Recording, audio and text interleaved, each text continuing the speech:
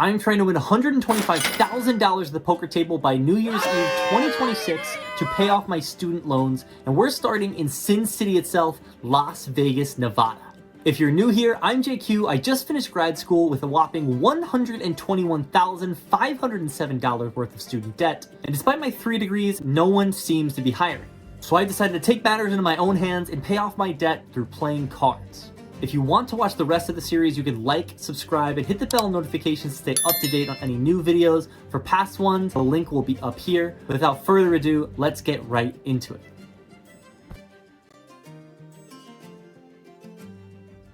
Today we have our sights set on the historic and beautiful Bellagio Hotel and Casino. We enjoy a bit of the fountain show outside from the Eiffel Tower restaurant, where we have a beautiful steak dinner with some mushrooms on the side. We are treated by our friend Christian, founder of Left Pocket Bankroll Manager. If you haven't checked them out already, you definitely should. Links are in the description. Not long after, we're going to head inside. The Bellagio room is absolutely packed. While we're waiting, we get to look around at the rich history this room has. This is where legends of the game like Doyle Brunson and Phil Ivey have cut their teeth. And we get to run into another legend, a little bit more recent. Gary Blackwood, Gazzy B123, is here. We chat with him for a few minutes. He's a lovely guy. Before we get called for the 1-3 game, we're in for $300. We are on the wait list for 2-5, but for now, we have $300 in front of us, and we have pocket aces under the gun, 8-handed. I raised it up to $10. It's always nice to see a premium early in the day, kind of shake off the rust a little bit. The big blind is going to defend, and he's just gonna fold when I put in the small continuation bet. Would have liked to play a larger pot with aces to start the session, but can't complain scooping in this pot. Next up, we have drunk pocket aces on the button. The low jack is raised to $6. The hijack has called. I decide to overcall and try and flop a set here. The small blind calls and the big blind completes as well.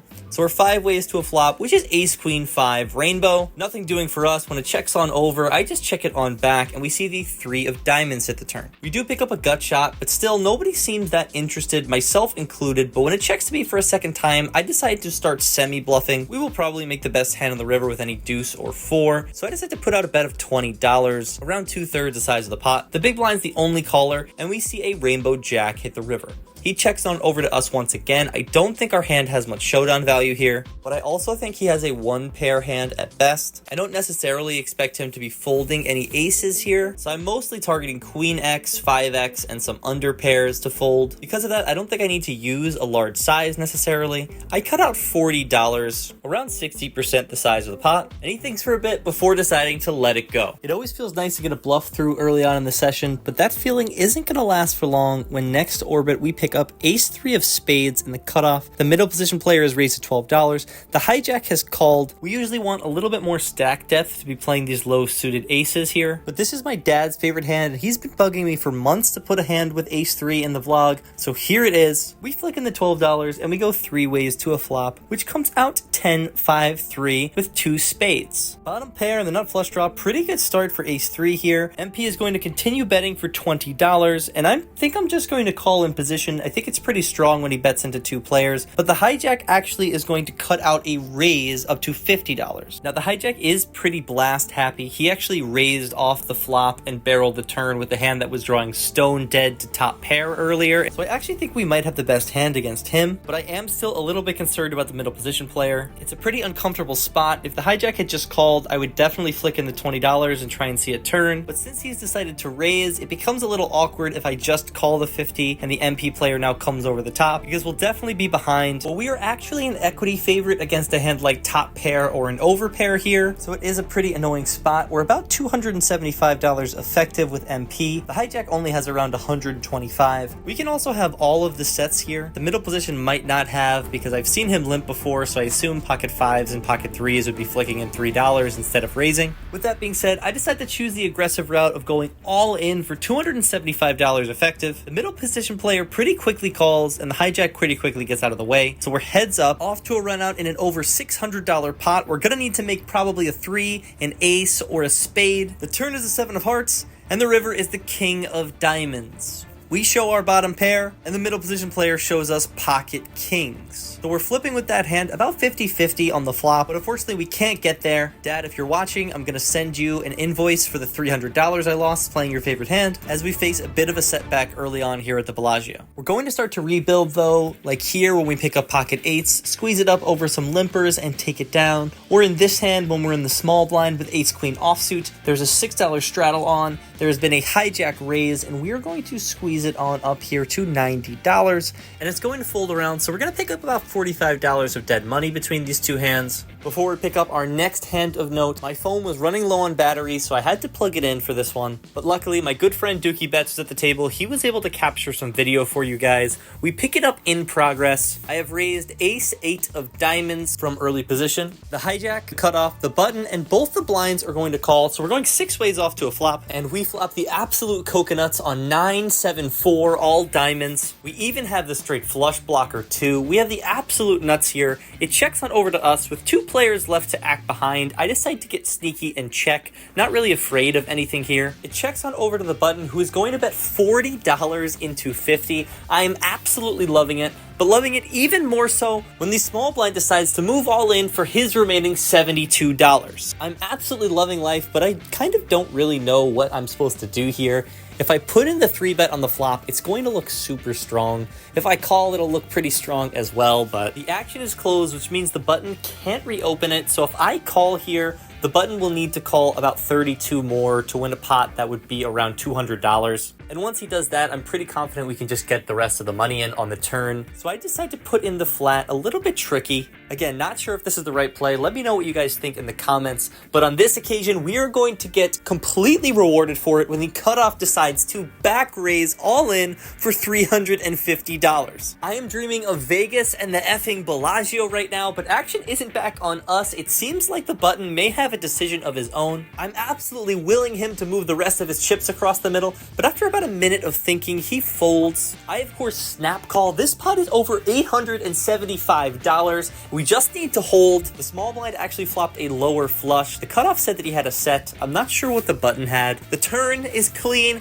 as is the river, so we're going to be scooping in this monster pot. Pretty shortly after this, we're going to get called for 2-5 as well. After winning this one, we actually have a little bit more than the allowed cap at the 2-5 tables, so we have to chip down our stack a little bit to be in for $500 and ready to battle. And battle we do when in one of our first hands at the new table, we pick up black queens in middle position.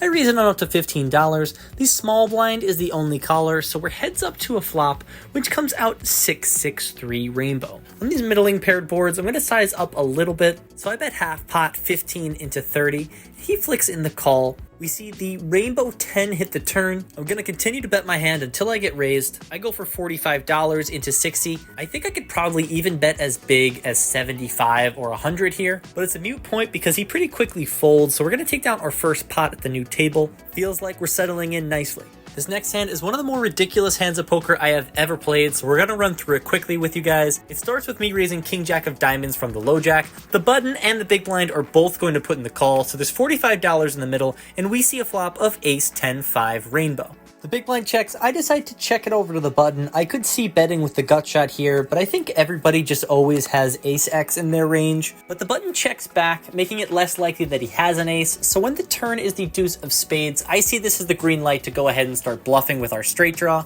I decide to bet for $20 into 45, about half pot. The button folds, but the big blind sticks around. Off to a river with $85 in the middle. Can we get there? No, the river is the deuce of hearts. He checks on over to me. I don't think we have showdown value, and I think our hand's a pretty good one to bluff. We're blocking some of his stronger 10x like king 10 and jack 10. I don't think he's ever folding an ace, so hoping he folds a weak 10 or a hand like pocket eights. I slide out $60, and the big blind beats us into the pot with how fast he calls. I show the bluff loud and proud, and I'm just going to let the clip play out for you guys. Sick. No. Stop it. Sick. I knew you were both.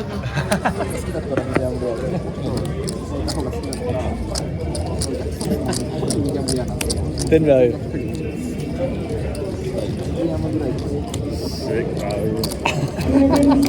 Our English friend in the 8th seat and I have a laugh about how sick of a thin value bet this is. He owns a bar in Huddersfield, very nice guy, and seems like a great dude to have a pint with. But back to the poker, I absolutely cannot believe that I got snapped off by a worse hand. I make a mental note never to bluff this guy again, but I don't know, maybe he had some sick live read, or maybe I just have a face you can't fold to. Either way, we're scooping in this $200 pot. Pretty sick one. In our next hand of note, we're going to overcall the big blind with ace-6 of hearts facing a hijack raise and a small blind call. We're going to flop top pair and a flush draw and check call versus the hijack's continuation bet. The turn goes check check, and we hit the bink jack of hearts on the river. If we just had the nut flush without top pair, I would consider bombing this river. But when the top card is an ace and we have one, we're blocking a lot of the stronger hands that our opponent can have. So I want to play a really big pot, but I don't think leading out and bombing this river is the right way to do so. I think we can either check and go for a large check raise, or we could go for the option which I chose in game, which is to bet very small, around 15% the size of the pot, $10 into 85. The idea behind this is that he's going to call with all his middling hands that he would fold to our large bet, and he's going to raise himself with hands that would have called a large bet anyways. I would also choose this small size if I happen to river a jack and wanted to try and get some thin value. And it seems like our plan is coming together when the hijack cuts out chips and raises to $50. He started this street with about $250 left behind, so I think this is a perfect size to grab a stack of blue chips and announce that we are all in. The hijack rolls his eyes and pretty quickly folds. Perhaps we induced a bluff out of him. Either way, we're scooping in another medium-sized pot, kind of just coasting here at the Bellagio.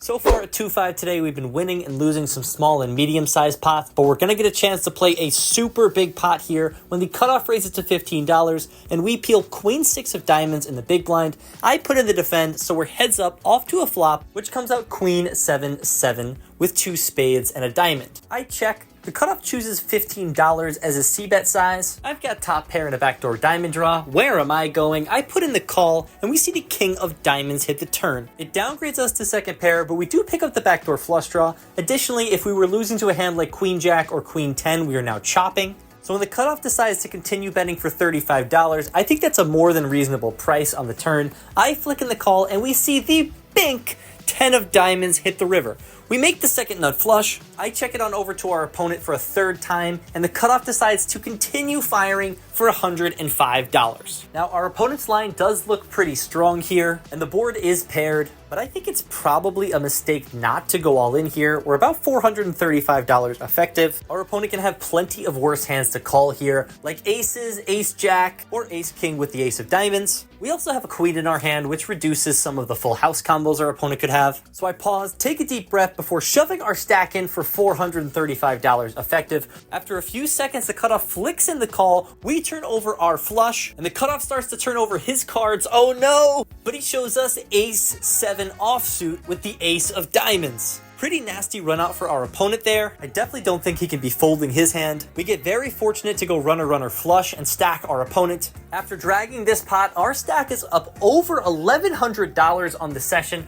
We are absolutely cruising. At this rate, we may be able to pay off our debt by Easter. Jokes aside, running pretty hot and hoping that can continue when in our next hand we pick up pocket queens in the low jack.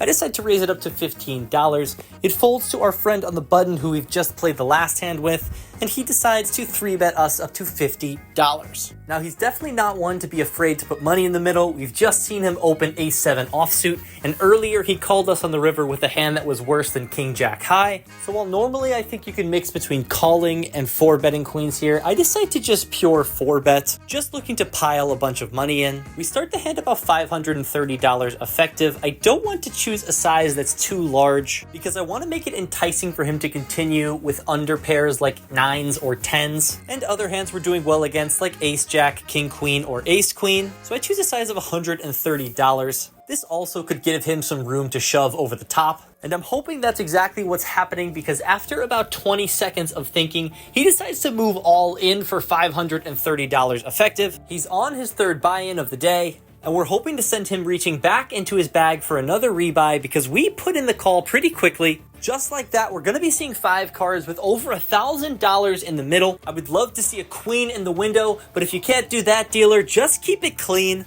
The flop is safe. I hate the sight of the jack on the turn, but I like seeing the jack on the river a little bit more. We're beating 16 combos of ace-king, losing to 12 combos of aces and kings, and 1 combo of quad jacks. But unfortunately this time, the button shows that he has pocket aces. A bit of a pre-flop cooler here. Very unfortunate that our opponent shows up with the goods. I firmly believe he would be getting in there with ace, king, jacks, possibly tens. And who knows, he was a little stuck in steaming, so perhaps a naughty ace-5 suited gets in there too. While it's nice to speculate and fantasize about these scenarios where I can win this pot, we are going to be pushing $535 our opponent's direction. Directly after this, he's going to rack up and head to the 5-10 tables. I'm a bit tilted from this hand. The game isn't as good as it once was. I decide it's time to tap the table, rack up, and book the win.